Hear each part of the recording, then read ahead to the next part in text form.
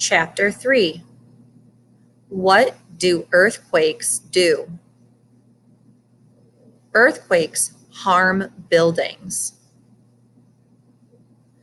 Buildings fall. Earthquakes harm roads.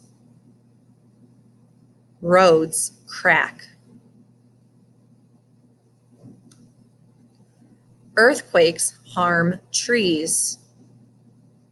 Trees break.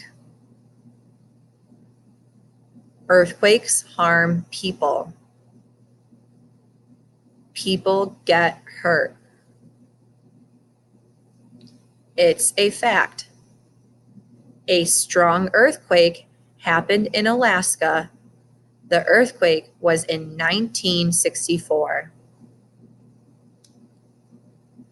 Conclusion. Some earthquakes are strong. This strong earthquake was in Japan. Some earthquakes are weak. This weak earthquake was in the United States. Some earthquakes change Earth.